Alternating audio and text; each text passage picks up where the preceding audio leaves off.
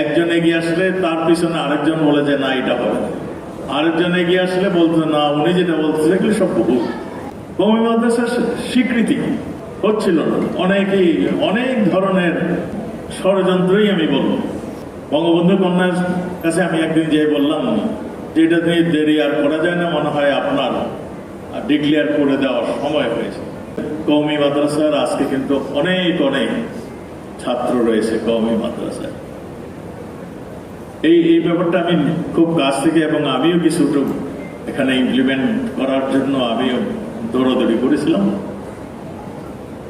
কওমি মাদ্রাসার স্বীকৃতি হচ্ছিল না, অনেকেই অনেক ধরনের মানে ওটাকে কি বলে ষড়যন্ত্রই আমি বলবো। একজন এগিয়ে আসলে তার পিছনে আরেকজন বলে যে না এটা হবে না, আরেকজন এগিয়ে আসলে বলতো না উনি যেটা বলছে এগুলো সব ভুল। এই চলছিল।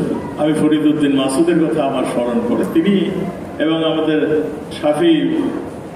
শফি সাহেব একজন ইসলামী বড় মাপের আলেম, তারা শফি সাহেব এখন নেই, আমাদের ফরিদ উদ্দিন মাসুদ এখনো জীবিত আছেন। তারাও খুব প্রচেষ্টা নিচ্ছিলেন, কিন্তু তারা এক হয়ে আসতে পারতেছিলেন।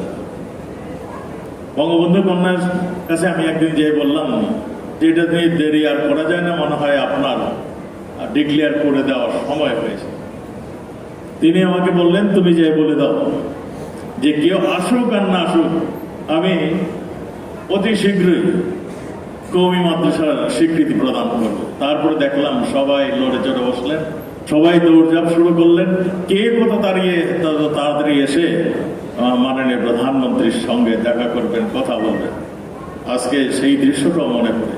মাননীয় প্রধানমন্ত্রী চিন্তা করছিলেন যে এই যে লক্ষ লক্ষ ছাত্র যাদের একটা শিক্ষার একটা সার্টিফিকেট রয়েছে, তার যেটা স্বীকৃতি নেই, পৃথিবীর কোনো জায়গায় তারা স্বীকৃতি পাচ্ছে না। আমাদের আলিয়া মাদ্রাসার স্বীকৃতি রয়েছে, কওমি মাদ্রাসার কোনো স্বীকৃতি নেই। তিনি সেইটাই সেদিন প্রদান করেছিলেন। সেদিন এই যে মাঠটায় তলার্থে উদ্যান, এই উদ্যানে তিনি যখন বললেন, তখন কওমি নেতারা সেদিন তাকে কওমি জননী হিসাবে উপাধি দিয়েছে।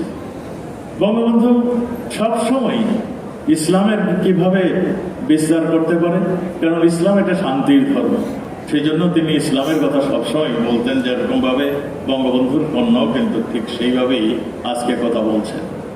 আমাদের ইসলামী শিক্ষা দিয়েছে একটা অসাম্প্রদায়িক চেতনার কথা। ইসলামই বলেছে এখানে হিন্দু, মুসলমান, বৌদ্ধ, খ্রিস্টান সবাই থাকবে, তাদেরও একটা পরিষ্কার গাইডলাইন ইসলামে রয়েছে। কাজেই আমরা জোর করে বলতে পারি বাংলাদেশ একটা অসাম্প্রদায়িক চেতনা। মাননীয় আমাদের সর্বকালের সর্বশ্রেষ্ঠ বাঙালি যেটা চিন্তা করতেন, সেটাকে আমরা রূপ দেখছি, যাতে করে এখানে সবাই মিলেমিশে থাকতে পারি, মিলেমিশে চলতে পারি, সেই জায়গাটাতেই আমরা চলছি। সেই জন্য কাউকে খাটো করে, কাউকে আর বড় করে আমাদের এখানে দেখার সুযোগ নেই।